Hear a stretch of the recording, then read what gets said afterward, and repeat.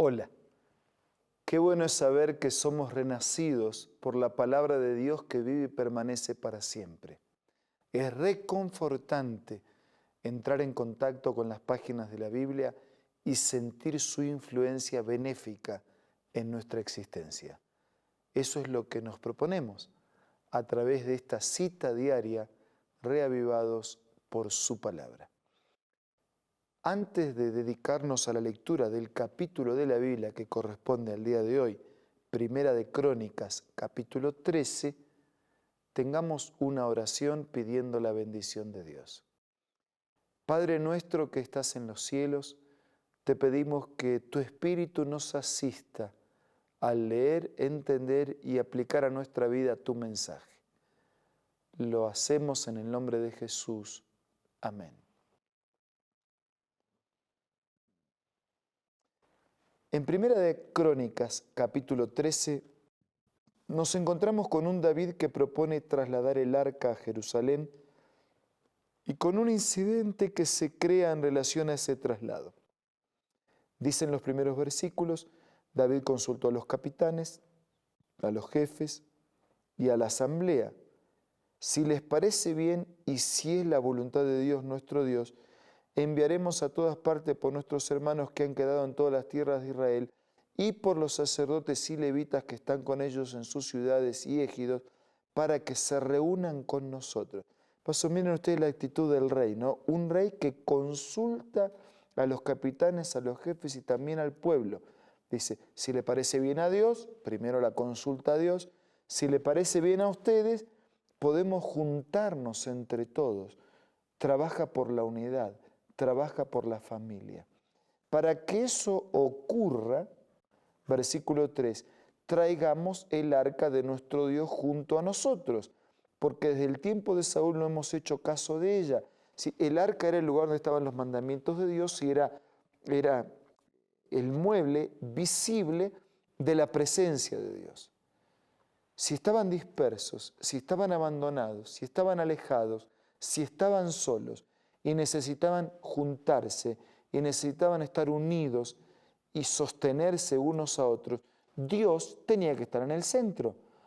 El arca, el mueble que representaba visiblemente la presencia de Dios, pues contenía la palabra, la ley, los mandamientos de Dios, tenía que estar en el centro. Pero el arca resulta que estaba descuidada. Por haber estado descuidada el arca, estaba descuidada la unidad del pueblo. Por eso estaban dispersos. Porque Dios aglutina, porque Dios concentra, porque Dios reúne, porque Dios convoca. Y de paso, eso es lo que es la iglesia. La iglesia es la convocatoria de todos los hijos de Dios, de la familia de Dios, en un lugar, en un espacio, en un tiempo, para adorar, para estudiar la Biblia, para reconocer a Dios. Eso es la iglesia, es una santa convocatoria de Dios para estar con Dios. David entonces propone reunir a los que estaban dispersos y propone recuperar el arca que estaba dispersa, que también estaba desatendida, descuidada, que ni siquiera sabían bien dónde estaba. Dice el versículo 5 que David reunió a todo Israel, desde Sior de Egipto hasta la entrada de Hamat, para que trajeran el arca. El versículo 6 dice que subió David con todo Israel. El versículo 9 nos cuenta un incidente y hasta les va a resultar extraño. Cuando llegó a la era de Kidón, Usa extendió su mano hacia el arca para sostenerla, porque los bueyes tropezaban, y se encendió contra Usa el furor de Jehová, la justicia de Dios, la ira de Dios, y lo hirió porque había extendido su mano hacia el arca, y murió delante de todo. Una cosa que dice, pero ¿cómo Dios actúa así? ¿Dónde está el amor de Dios? Y de paso, ¿cómo si Usa lo que quiso hacer fue resguardar el arca para que no se caiga? Bueno, en realidad, aunque aparentemente quiso resguardar el arca para que no se caiga, en el fondo Usa cometió un pecado. ¿Y cuál fue el pecado de Usa? Fue la presunción. En lugar de fe y confianza, él presupone. Fue el apuro, fue la irreverencia en el trato de las cosas sagradas, fue la desconfianza en el cuidado de Dios. Ese fue el pecado de Usa, no tocar o no tocar. El pecado de Usa fue ese, fue presunción en lugar de fe, fue apuro, fue irreverencia en el trato de las cosas sagradas, fue desconfianza en la palabra, en la promesa y en el cuidado de Dios. Y cada vez que vamos por ese camino, ese es un camino de destrucción y de muerte. Nosotros podríamos evaluar este incidente como una reacción apresurada de parte de Dios. Podríamos evaluar este incidente como un hecho exagerado y totalmente injusto.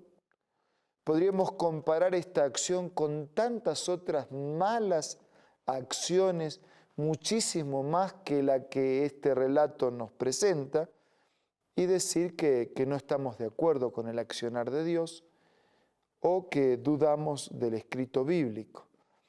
Pero la Biblia no solamente cuenta las victorias, los triunfos, también cuenta las derrotas, los fracasos, los errores, los pecados, para que aprendamos de esas situaciones. Si usted va al Nuevo Testamento va a encontrar un incidente distinto pero similar.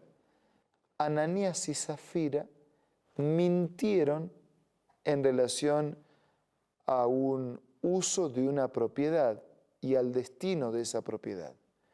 Y dice que inmediatamente fueron alcanzados por la muerte. Parece también otra acción apresurada y exagerada de parte de Dios. ¿Cuántas personas mienten muchísimo más que esa mentira de Ananías y Zafira y tal vez no tienen una consecuencia tan extrema como un pago inmediato con su propia vida? Las cosas que están escritas en la Biblia constituyen, en primer lugar, lo que la historia humana de maldad, de violencia, de pecado fue generando. Todos estos hechos no habían sido planificados por Dios. Dios había creado la vida para otro estilo. Dios había creado al ser humano, a la criatura, para una comunión y una vida permanente en vínculo con el Creador. Todas estas historias son nuestras historias. Es la historia de la humanidad, no es la historia de la divinidad.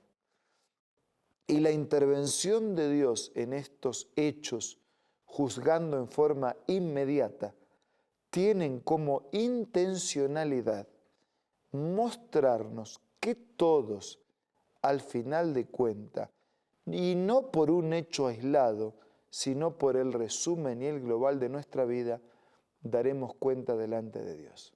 Claro, no tenemos por qué temer al juicio, siempre y cuando vivamos en la presencia permanente de Dios y preparados para enfrentarlo.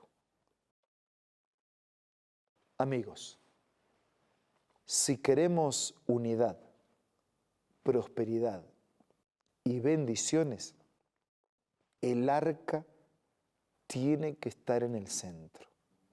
La Biblia, la palabra de Dios, la ley, los mandamientos de Dios tienen que estar en el centro de nuestra vida. De lo contrario, el juicio y la destrucción será el resultado inevitable. ¿Dónde está la Biblia? ¿Dónde están los mandamientos de Dios? ¿Dónde está el arca de Dios? ¿Dónde está la presencia de Dios en tu vida? ¿Es lo primero? ¿Es el centro? En este momento, en la oración personal, cada uno de nosotros puede darle a Dios el lugar que Dios merece y el lugar que salvará nuestra vida. Usemos este tiempo en hablar con Dios personalmente a través de la oración.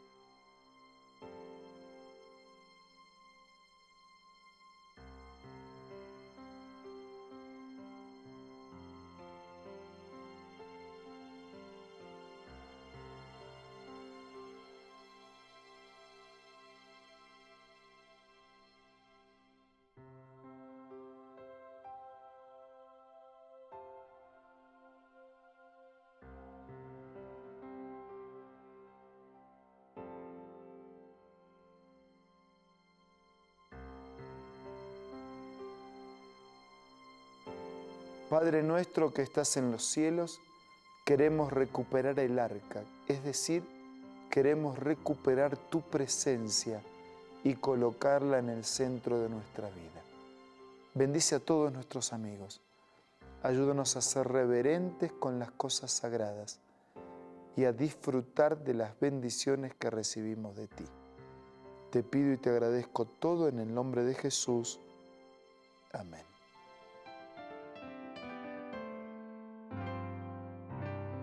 La Biblia, la palabra de Dios, es una carta donde nuestro Creador expresa su amor hacia la humanidad.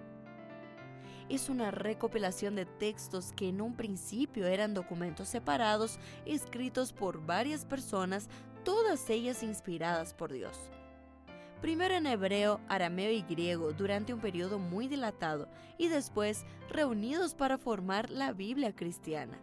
Está dividida en dos grandes secciones, el Antiguo Testamento con 39 libros y el Nuevo Testamento con 27. En la Biblia se desarrolla la historia de la salvación de Dios al hombre. En toda ella hay una línea conectora que une todo, Jesucristo. Es el personaje principal de la Biblia y el cual trae la revelación definitiva de Dios. Es considerada también el manual de nuestro fabricante. Es vital tener este ejemplar en casa y descubrir su valioso mensaje. Busca también en tu App Store o Play Store y encontrarás varias opciones. No olvides descargar también el aplicativo Reavivados por su palabra y sigue la secuencia de su lectura. La Biblia es la palabra de Dios. Si usted quiere ampliar el estudio de estos temas, entre en contacto con nosotros para que podamos hacerle llegar materiales complementarios. Mientras tanto, tenga un buen día hoy.